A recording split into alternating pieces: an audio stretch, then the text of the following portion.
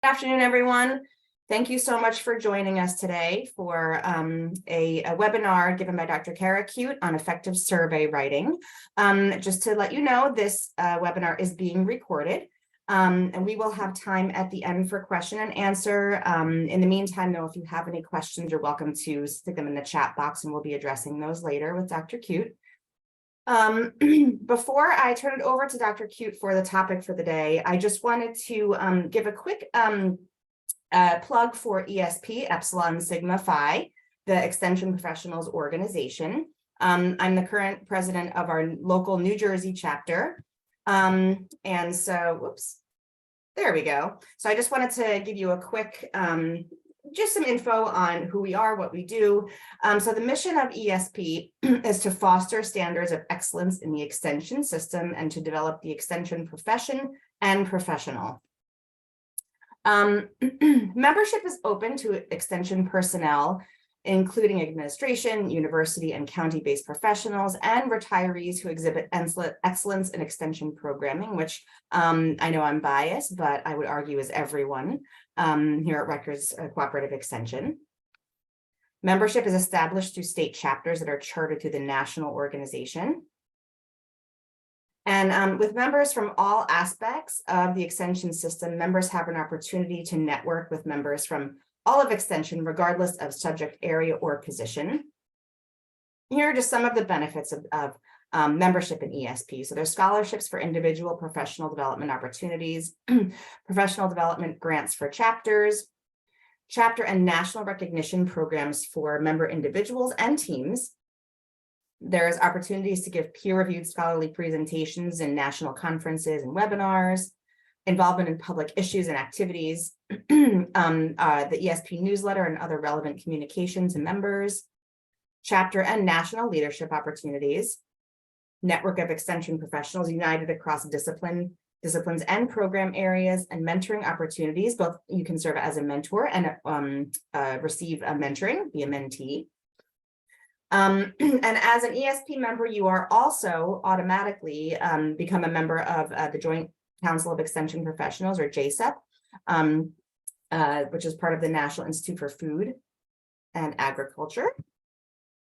And just to make you aware of some national conferences that are part of ESP. So there's PILD, which is Public Issues Leadership Development Conference. That's coming up in April in Washington, D.C. That includes a visit to the Hill to advocate for issues that involve extension. There's the JCEP conference in Kansas City, Missouri in February. And ESP National, which this year is going to be in Billings, Montana in September. So this may be especially important for pre-tenure faculty who are looking for opportunities to present their work. Lots of opportunities here. These are just some examples of some events that we have held and will be holding. So we had a webinar in December on writing impact statements. Today, obviously, we have a wonderful webinar on writing surveys. And then we're going to have our annual state meeting, hopefully at a beautiful winery coming up in the spring. So that would be a great opportunity to visit a winery and also learn more about ESP. And just so you know who we are, this is your local leadership for your ESP chapter. There's me, Sharon, Steve, and Michelle. You're welcome to contact any one of us if you have questions or you'd like more information. And there is the link if you are interested in joining. You can fill out the new member application there. I'll put the link in the chat. You can also use that QR code to go and join. So that's my little plug. And now, without further ado, I am very excited to introduce our speaker for today, Dr. Cara Cuite. Dr. Cuite is an extension specialist in the Department of Human Ecology.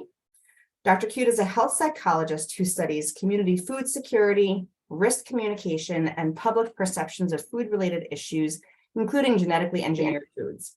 And her work has been funded by the National Science Foundation, the United States Department of Agriculture, and New Jersey Sea Grant. And so I would love to turn it over to Dr. Cuite now. Thank you so much for being with us today and for presenting on this very helpful and important topic. Great, thank you for having me. And I'm just going to swap out my screens. Yep, you're good now. Now it's full screen. Okay, excellent. Thank you so much. Wow. And thank you for having me. Thank you for the introduction, Jen. I'm very pleased to be here today to talk about something that I spend a lot of time doing, which is writing surveys. What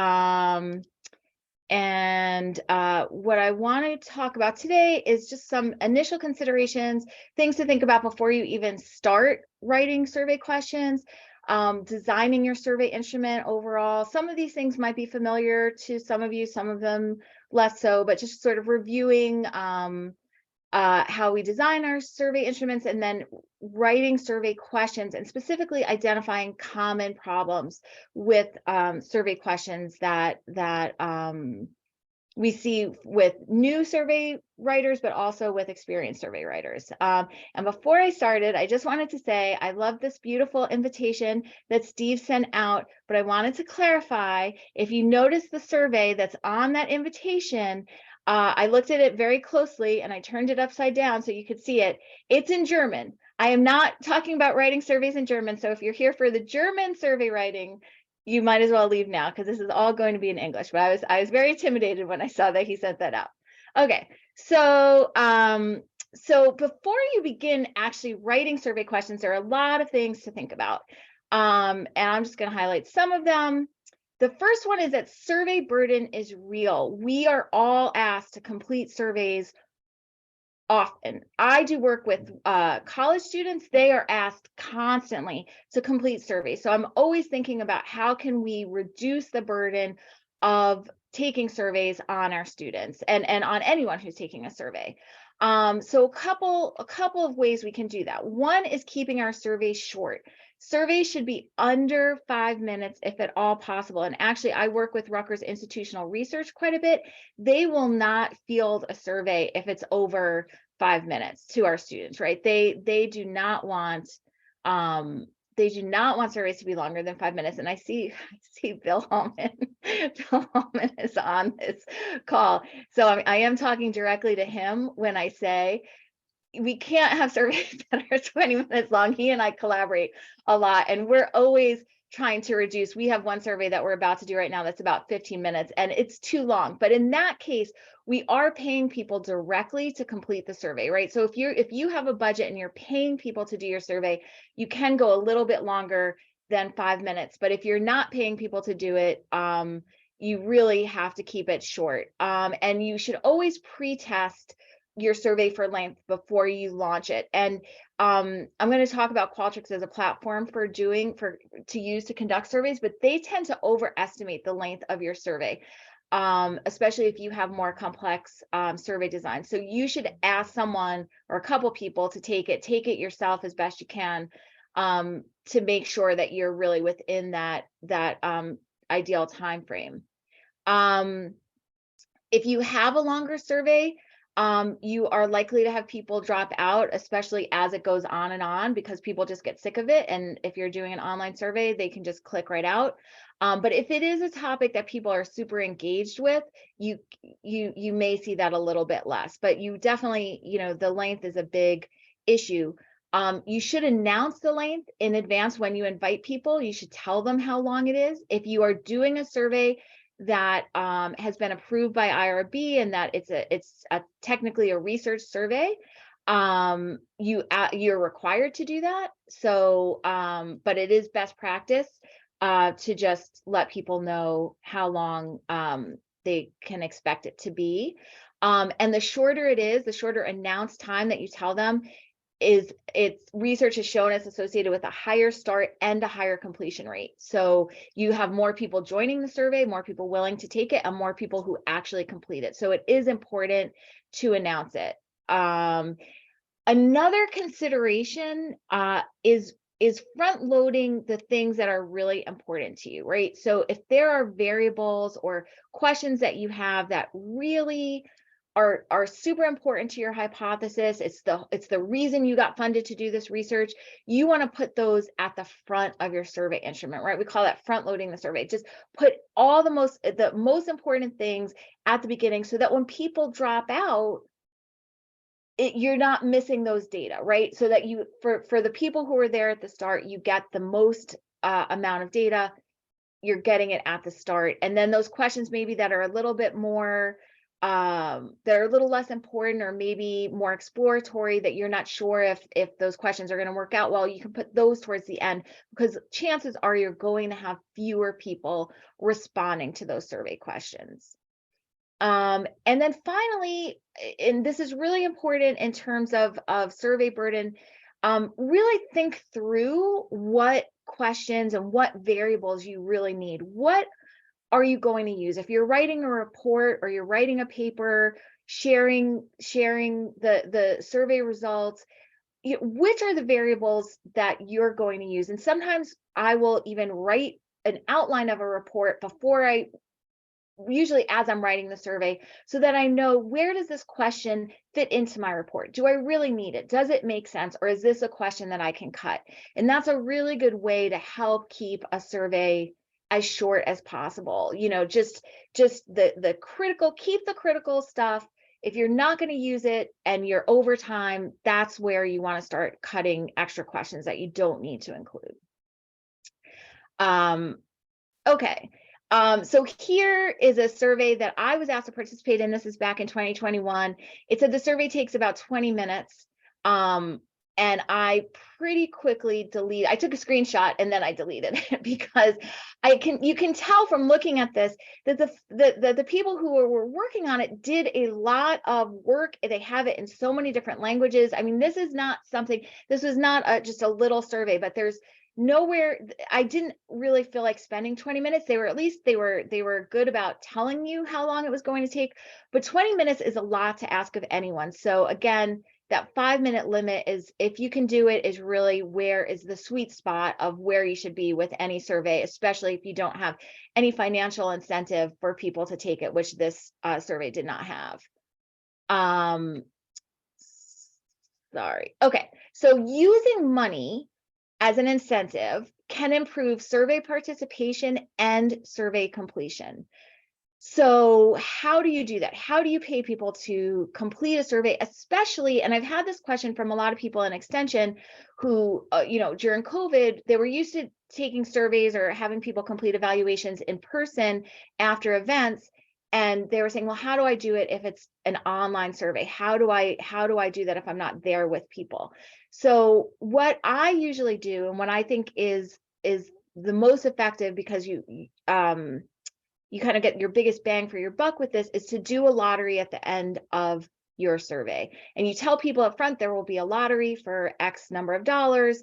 And when your data collection is complete, you give out the survey. You build it in. If you have a grant proposal, you want to make sure that you're always thinking about that. If you're writing a grant for any kind of survey work, that you have money for that. If not, you can have smaller dollar amount lotteries that, if you have some extra money, it will really, really, really help your completion rate. So lately I've been using just electronic gift cards. If you do not want to get involved with that, because it can be a little bit of a pain, you can use registered mail to mail out the survey if you're doing an online survey. But you should discuss that with your budget specialist, because either way, it can get a little bit complicated in terms of you have to demonstrate that you actually gave it out to people. So discuss that with your budget specialist, but I highly, highly suggest doing this as a way of increasing your participation rate.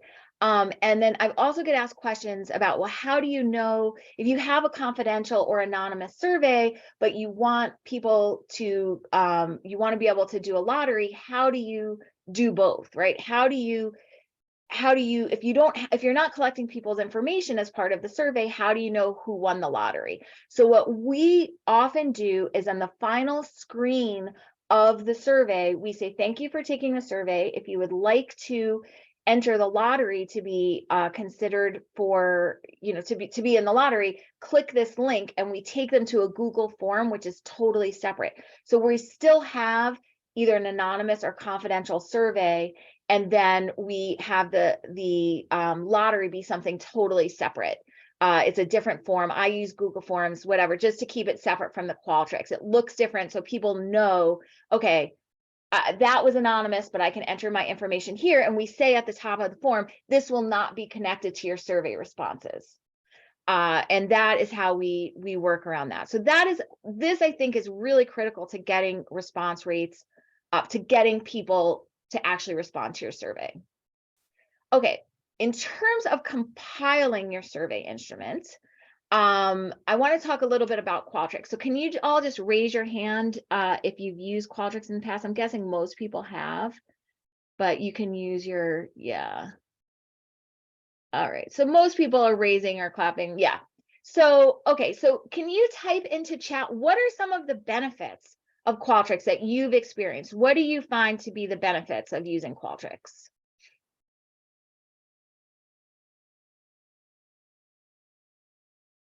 The results are already tabulated for you. It's easy to use, easy to download the data. It's available to you, yeah, right away. The back end for results. I tend not to use the back ends for results that much, but I agree that they provide beautiful, beautiful, beautiful graphics of their data. And it's super easy to customize questions. 100% agree with that. I love the platform for customizing questions. So these are some of the things that and Claudia, yes, and Claudia told me on an earlier webinar about the translation, and I have a slide from that. They have an automatic translation, which is amazing. And you can absolutely reuse. I do this all the time. I take a survey, I just copy it and then work with that, because a lot of times I'm asking questions like I don't know if any of you use the food insecurity survey module is a pain to it has skip patterns and things like that. So I just reuse those questions from one survey to the next. I love it. It's so brilliant. So yeah, so I'm glad we're all on the same page. We all love Qualtrics. It's free to us at Rutgers. It's super user-friendly to program. When I teach my undergrads to use it, I used to do like a little mini lesson in how to use Qualtrics, and I found that there was absolutely no reason to do that. My students would log on and know how to use it better than me in 5 minutes. It's so easy. It allows for skip patterns and other complex question structure in a very intuitive way. You don't have to do any data entry. It will do simple data analysis and graphics. It's really easy for people to take it on smartphones, which is really, really important these days. And it will generate a QR code for you very simply so that you can have people take it with a QR code. There are many other reasons that you all have that are in that for using it that you put in the chat. And then yes, this is from Claudia, who told me that you can translate right in Qualtrics into different languages. I would say you want to be careful, just like using Google Translate. You want someone who speaks the language to double check it for you. But I mean, to be able to translate an entire survey just by clicking a button is absolutely phenomenal. So I really, it's super, super, super flexible. All right, so now I just want to talk about some other elements of planning out of how you can set up your survey to maximize accurate, complete responses from as many people as possible. So one of the things that comes up, and I find like when my students do surveys, a lot of times they'll do this, they will require a response to all of the questions in a survey. And Qualtrics makes it very easy to do that. It's just you click a box and that will require that you can't move on to the next question unless you provide a response to the question that you're looking at. I will say I think that is not a great idea. What ends up happening is that people will drop out of your survey if they don't want to respond to a question, but they want to keep going, and you force them back to that. They'll just say, oh, forget it, I don't want to take the survey anyway, and close out. So what you want to do is think about what questions are absolutely crucial to your survey, to your research design, and you can force a response for those. But for the other questions, it is best practice to let people skip the question. So I did a survey of coastal residents about evacuations. Well, we needed to make sure that people were, in fact, coastal residents, and we didn't want to waste people's time who were not coastal residents. The survey wouldn't have made any sense to them anyway. So that was at the beginning of the survey, and that was a forced response. They had to answer that one, and if they were a coastal resident, then they were allowed to continue on, right? So if there's some kind of screener question that you have, it makes sense to force a response, but otherwise let people skip questions if they want to. Should you have a progress bar? Qualtrics suggests that you have a Qualtrics bar. And this is what I'm talking about up here with that red arrow. It lets people know where they are in the survey. So that is the Qualtrics recommends it. Also, I'm going to just say, look at that survey question, that this is from the Qualtrics webpage. Just take a look at that survey question, because there's a problem with that survey question. We're going to come back to that. But there's definitely an error in that survey question, which is amazing that the Qualtrics webpage has an error in the survey that they put up there as the demonstration question, but it is there. Okay, so should we have a progress bar? So Qualtrics says yes. I did work with another professional survey research firm that says no, they think it's not helpful. And because if it looks like you have too much to go, people will drop out. And the research is mixed on whether it improves, impedes, or has no difference on completion rates. So I would say it's up to you. Qualtrics will default to it. They think it's correct, but it's kind of up to you. It doesn't definitely help. And I'll mention that question again later. Before you go into the field with your survey, right? Before you start recruiting participants and letting people take it, it is super important. And this is really one of the main points that I would like you all to take away from today, if nothing else, is that you really should be pre-testing your survey. Don't just write the questions, take a look at them, say, oh, it looks pretty good to me, let me start collecting responses. That is a way to collect a lot of data that ultimately won't end up being usable. I mean, you might have good luck with it, but as many times as you do have good luck, after the fact, you're going to find problems with your questions that you didn't notice yourself. So pre-testing can take many forms. At a minimum, share it with colleagues, get some additional eyes on it, ask colleagues to take it, and see if they find any errors. But my preferred way of pre-testing a survey, and I don't always do this, but I usually do this, is to do a think aloud. And a think aloud is a process, why isn't my screen not going? Where basically you ask someone to take the survey and think out loud as they're taking it. They just talk through what they're thinking about as they answer the questions. And you just sit there and listen to them. And it really can raise up some issues of where questions aren't clear, or people might be asking the question, answering the question in a way that's different from how you thought they would be answering the question, not what you wanted, or just different. It can help you to really clarify what you're asking for and what the data that you're getting actually mean. And without fail, when I pre-test a survey like this, I end up changing, clarifying some of the questions because they weren't working the way I thought they would be. And it's a time-intensive process. We don't always have it, but if it's a very important survey, we don't always have time for it, but if it's a very important survey, I highly, highly, highly recommend doing this. Okay, so now let's get into writing the survey questions. And the first thing to think about is, do I have to write my own questions, right? You may not have to.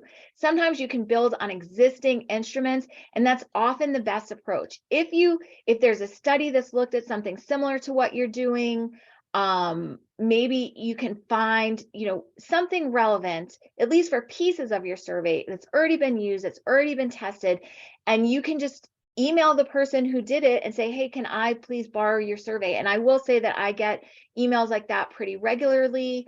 And I'm usually very happy to share my survey and save people the time of having to recreate survey questions for themselves. Now, that's not always possible. You might be researching something that's new, but if it is something like, certainly like the food insecurity questions that I use, that comes from an existing measurement tool. I didn't write those myself. There's no shame in not writing them. You're actually better off. You can have more reliable, valid questions that let you have data that are comparable to data collected by other people if you're using some kind of standardized or widely used measurement tool. However, it is important that you make sure that you have the right to use it, right? So this I saw on Twitter recently. A paper was recently retracted because the authors didn't post a $40 check to the license holders for some established measurement scale, right? So you have to make sure that you're allowed to use it, that you get permission to use it, because you could have to have some consequences like retracting a paper, but usually people are very willing to share. Okay. Also, when you're writing questions, think about all of the different formats that are available to you. You don't need to just have multiple choice style questions, right? So we have, and this is on the left, is from a Qualtrics screen, and you can see this is only just not even half of all of the different formats that we can use for writing a question. There's multiple choice. You can have text inserted, matrix tables, which Qualtrics really doesn't like. They really, I love writing them, but Qualtrics will tell you not to have too many matrix tables in your survey.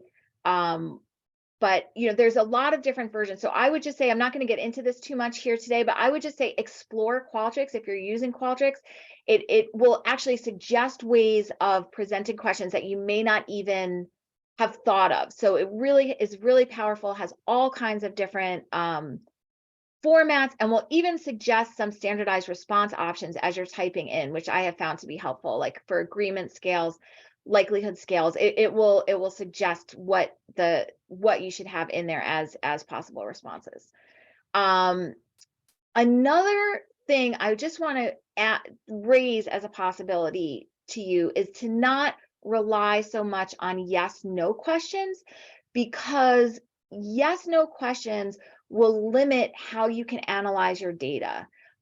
So where you might want to say, oh, well, was this program valuable to you? And let people say yes and no. If you reframe that as more of a Likert type question, and you say, how valuable was the program? And you give them a 1 to 5 scale, that gives you a lot more options in terms of how you're presenting the data. You can say, well, there was a mean, a mean agreement, or, the rating that it was valuable on a 1 to 5 scale at 4.5, which tells your audience that it was seen as very valuable. But it also lets you see changes in over time and how valuable, or whatever it is that you're rating. It gives you a lot more options for analysis, and just to see change over time. It's a very helpful approach to just giving you flexibility. Okay, so now I want to get into the actual survey questions themselves. And I hope people will just type into chat. So what is the problem with this question? Why is this not a good question? And it's a similar problem to what we saw in the one that was on Qualtrics. Just go ahead and type it into chat, or unmute yourselves if you want. 18 falls into 2 ranges, right? 18 years. 24 falls into 2 ranges. 34 also does, and so does 45, right? So that we call that being not mutually exclusive. The response options are not mutually exclusive. And when you write a question, you need to make sure, especially if it's where people can only select one, that people can only fall into one question, that the one question response option, that the response options are mutually exclusive. Okay, another, and this is one of my favorite bands, and this is a joke on Twitter. That kind of plays into that. And this is old, should my 2018 Twitter bio be a line from Skid Row's Youth Gone Wild? Yes, or also yes. Those were the response options. And I think it's clever. It's funny. It's a survey joke, but it's funny because obviously it's not, that's not good survey questions. So okay, so people in extension oftentimes will ask me to analyze their surveys. So some of these, I have some examples that people have sent to me that we've worked through. So what do you see as a problem with this question that was sent to me from someone in extension? And I can tell you that more is not capitalized is a problem also, but that's not what I'm looking for. What do we see here that might be missing? No Hispanic Latino. There's another, what's another to choose? Other, yes, Claudia is what I was looking for. So some other race, right? So there's no place to say, well, I don't really fit into any of those categories. I need an other race, right? So so it's not exhaustive. It doesn't have all possible options. So some other race, and prefer not to answer, says Bill, which is true, and you could have that there, but also as long as you're letting people skip, that's another reason why we want to make it so that we're not forcing responses. But prefer not to answer is a very important response for that one. So it's not exhaustive, and what I would say is that it's really helpful in this case, again, to look at how other people are asking the question. Again, what one of my comments from earlier is, did someone else already ask this question, right? And certainly with demographics, there are a lot of existing questions out there. The census is a really great resource for some of these demographic categories, and some other race is there. So I would say look to the census as a possible option for that. And with the other, please specify, I feel like it is such a critical element for so many different types of survey questions, because when I'm writing a survey, I try to imagine I'm somebody else taking the survey and try to imagine different perspectives or different possible answers, but I'm still me. I can't possibly imagine all of the different ways that people might want to answer this. So other, please specify can really help to make sure that even if you can't think of all the possible answers, that people can write in and tell you their possible answer. And it's very satisfying as a survey taker to have that option there if you want to express something that you can't. Okay, so this is from the 2014 Burning Man survey, which I thought was funny. And this is something I certainly would not have thought of in terms of, if I had seen, do you consider yourself married? I would have thought yes and no was exhaustive, but at Burning Man, apparently sometimes is an important option for considering yourself married. Just like you have to get out of, you don't always know what your respondents might be thinking, I guess. Okay. Right, and it's consider, and I noticed that too, Elaine. It's consider. Do you consider yourself married? Not are you legally married, which probably that sometimes wouldn't quite be as applicable. Do you oppose not allowing the board to pass Resolution 10? What do you all think of that? Super confusing, right? You don't know if you say yes, are you opposing it or are you pro? Like, what does that mean, right? So you want to avoid double negatives, opposing, not allowing, two negatives. You don't even know what a yes no response would look like in that question. And then this one I thought was appropriate for today. Did you buy your Valentine flowers and candy? What's wrong with that one?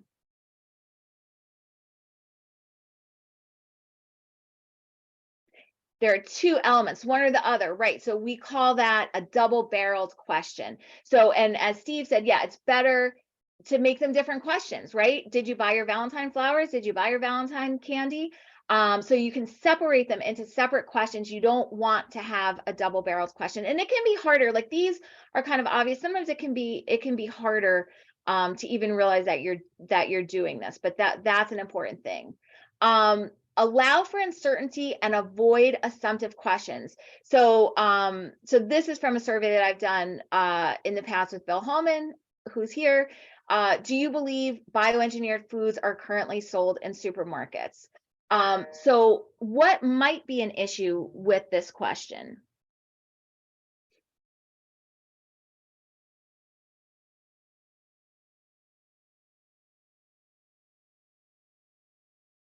Right, Jennifer, right. People may not know the term, right? So you don't know, do people even know what bioengineered foods is?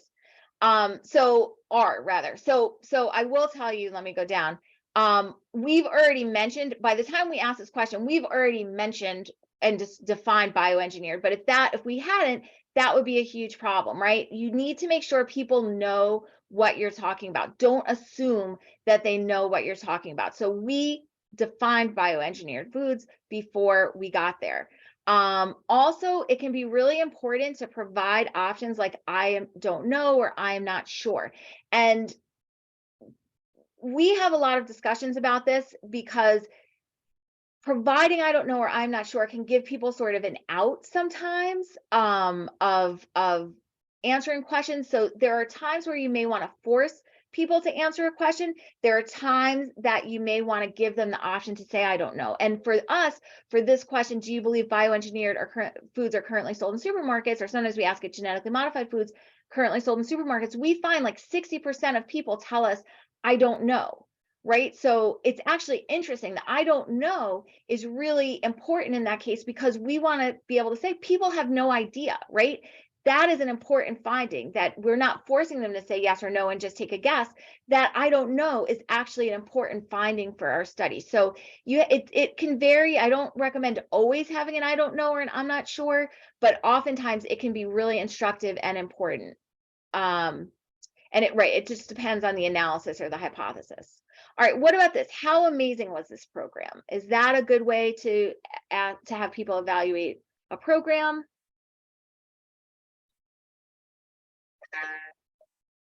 Biased, correct. What might we amazing as subjective? So maybe something like, please rate the program on a scale of 1 to 7, and you have, whatever features you want to rate it on, but not how amazing was this program. That's obviously going to be leading or biased. And I had seen this a while ago. This was an ad. It was paid for by the Democrats for something or other. But this is also biased. Do you approve of President Biden? The yes is colorful and, much more appealing than this awful black and white no. First of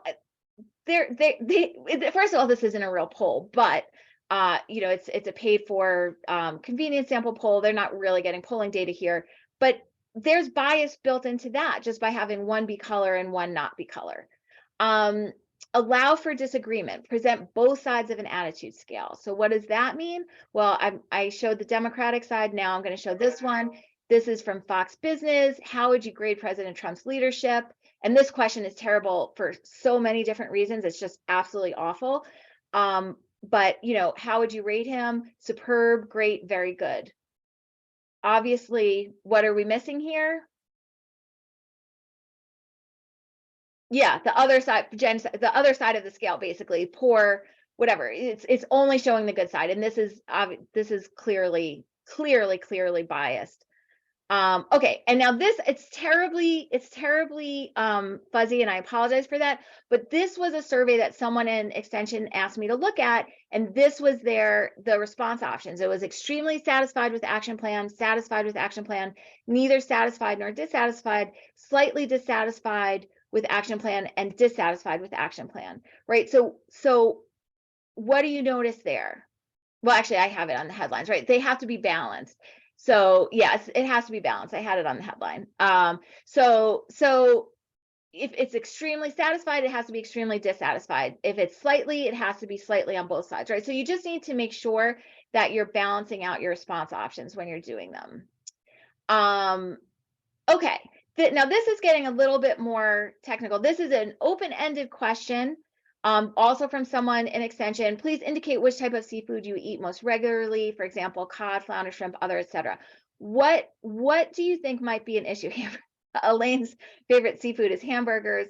But let's focus on this. This is a wide open-ended question, right? If you don't eat it at all, how many times can Elaine definitely does not like seafood, anything but seafood. All right, this is an issue that I have had with my research. So I'm going to tell you when I saw this, I had a real response to it. Open-ended questions get you ridiculous answers. That is part of it. Open-ended is so rough. You get all kinds of answers that may or may not be relevant, but also for the ones that are relevant, you have to code them, right? So now someone's going to type in cod, someone else is going to type in cod, but they might spell it with 2 Ds. Someone else is going to type in flounder, whatever. We know what people eat most regularly in the state of New Jersey. So instead of asking it as an open-ended question, we can create response options for that. One is cod, one is flounder, one is shrimp.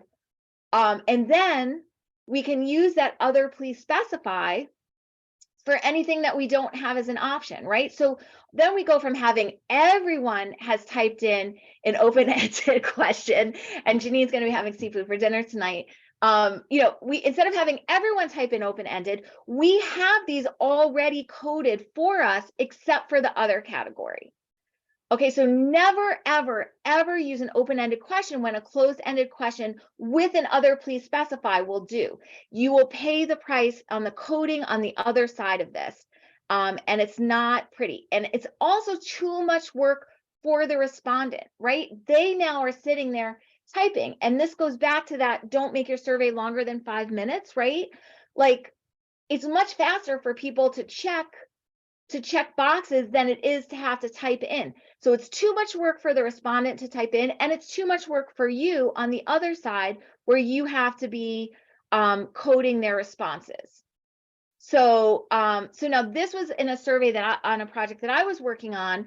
Someone said, how many people, including yourself, reside in your household? So yes, we don't want people typing in this. This is a fully open-ended. Any other thoughts on this question, on what we could do better with this question?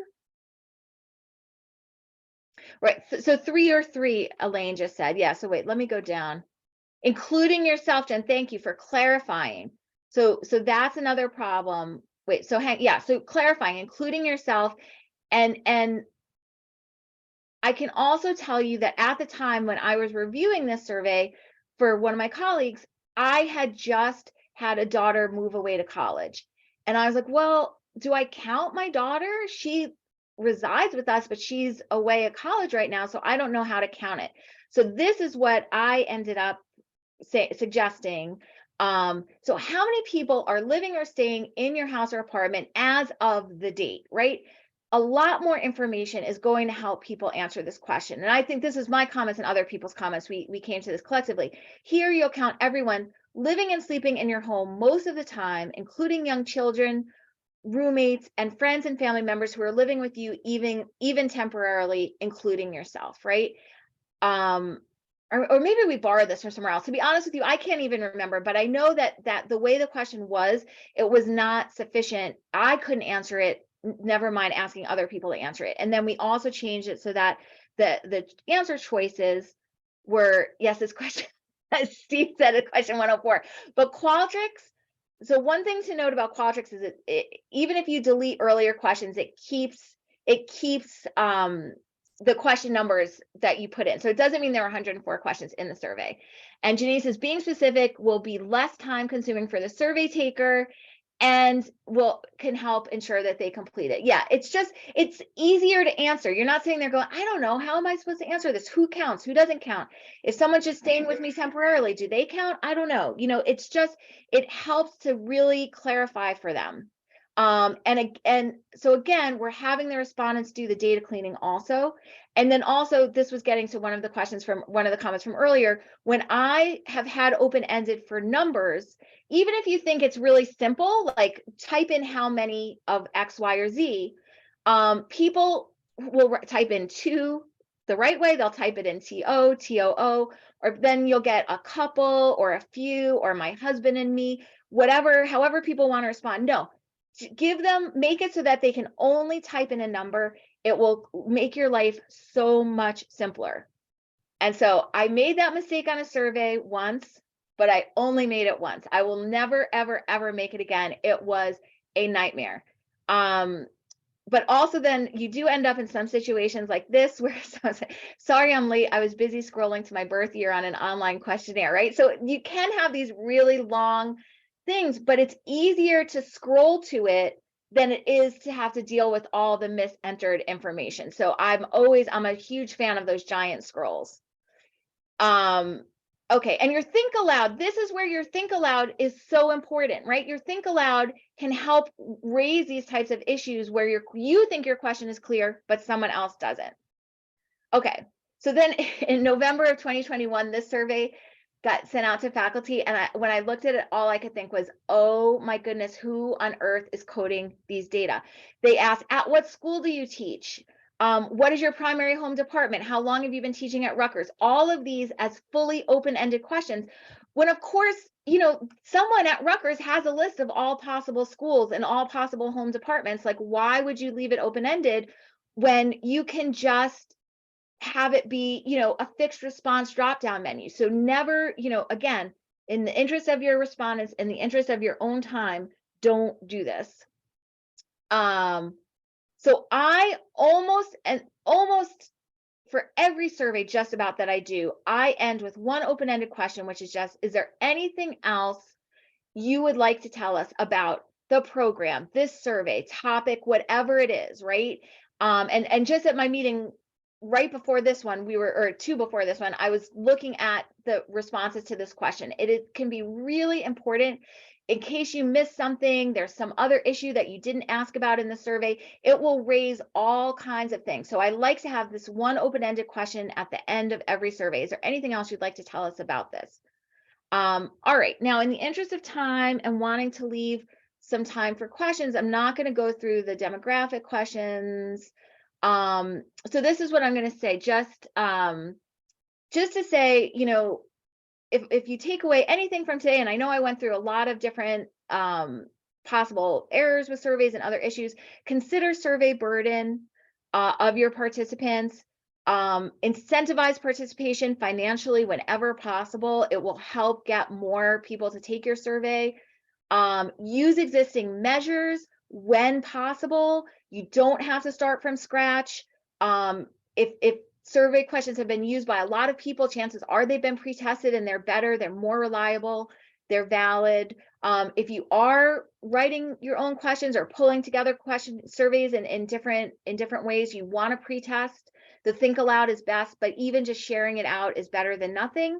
And also, I am available to look at survey questions for you whenever, you know, that's part of my job. I'm happy to look at survey questions with you. Check for those common survey errors are, and consider analysis when writing survey questions. What are you actually going to use? It comes back to the survey burden. You know, what questions do you really need? Do you really need to have that question in there? Maybe you don't need it because you're not actually going to analyze it.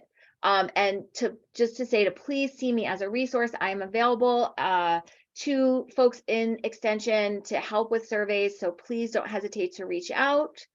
And then I have an evaluation, but I do have 10 minutes to answer some questions if you would like. And Sandra has a question about a validated survey. That's kind of a hard question.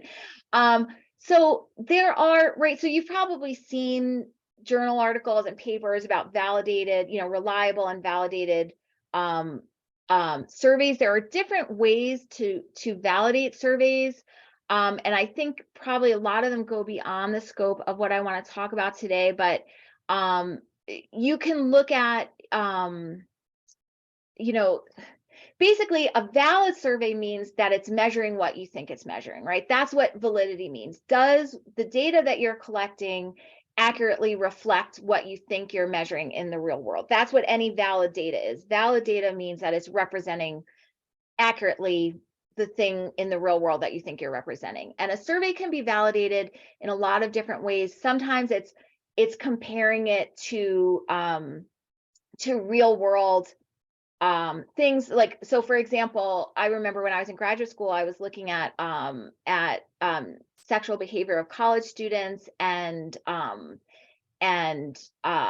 and STDs, and someone said, well, how do you know that people are answering your questions accurately? Like, they could just be lying on your survey. In other words, how do you know it's valid, that the data you're getting are valid? And I didn't do it, but other people have compared the questions that I was using with actual STD rates and found that they were in fact valid, right? The questions accurately represented the rates of STDs in the population being studied. So that's, you know, you want to make sure it's real world. There are ways of doing it, looking at taking the surveys in multiple ways, using different outside data to validate survey data. And we could talk about that offline, because I think probably we're not generally doing that as extensionists, but you can always search on like validated questionnaire for X, Y, or Z. I don't think I answered that really great, but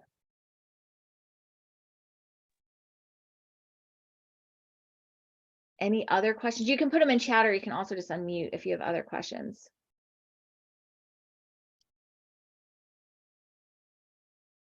And just a quick, speaking of surveys, Steve did put the link to the evaluation. If you scroll up in the chat, it's up there. And actually, maybe I'll copy and paste it again,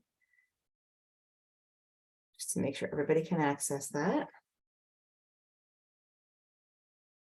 As we all know, as extension people, it's really helpful to fill out these evaluations. So you can do that while you're listening to the Q&A right now. And if you have any other questions, you can put them in the chat, or you can unmute yourselves. It's 25 of us, so it shouldn't get too crazy if we unmute.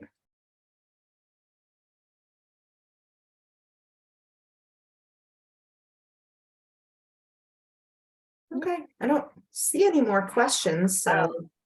Well, someone just direct messaged me to say that I should point out that just because someone else has asked a question in a prior survey doesn't make it a good one, which is true. So I rely on other questionnaires, but sometimes you'll look at a questionnaire and say, oh, well, that's not a great question.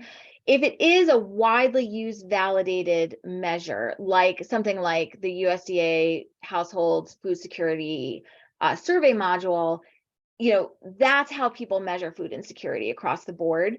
If you borrow a survey from a colleague, and it's been validated through the USDA, people are using it across the world. If you borrow a survey from a colleague or something that maybe hasn't been as widely used and as widely tested, it may not necessarily be excellent. I still think it's good to ask for it, to have it as a basis to look at what they're doing, but it's not just because someone else or even a couple other people have used it doesn't mean it's automatically a great survey and that you couldn't improve upon it. So that is a valid point to raise, but again, I stand by, it's better to look around, what are other people using, how are other people measuring things, rather than just coming up with it yourself, unless no one else is looking at what you're looking at, or you think that it wasn't done well. And again, if you go into the academic literature, you can see you can usually get a good sense. And again, as extensionists, we're not validating scales, generally speaking, but other researchers are, and so you can search on validated or reliable scales or items, survey items, individual questions.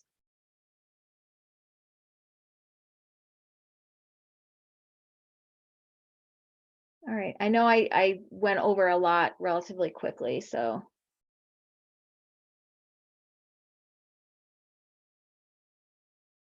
I mean, that was great, Cara. I have attended at least one other of your effective survey writing classes, and I feel like I learned like so much more today again. Maybe I don't know, just I guess I've forgotten, but it's so helpful just to remind myself of this stuff. So thank you so much for presenting all this really important and helpful information. I think that everybody will be able to use this as, as extension professionals as we work with the community. So thank you so much. And again, if you haven't had a chance to fill out the evaluation, please do so. Just scroll up in the chat. You'll see the link there. You will also be receiving the recording of this presentation. I don't know how long it takes, a few days or so until it's ready, and it'll get sent out to you as long as you registered for this.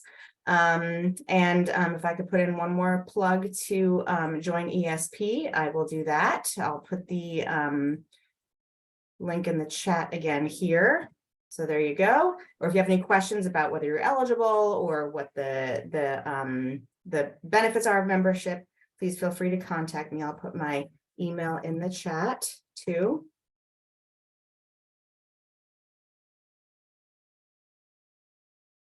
Making sure I spelled my own name right. There we go. Okay. So Dr. Cuite, thank you so much for presenting this really important topic today. I learned a lot. I know everybody else did too.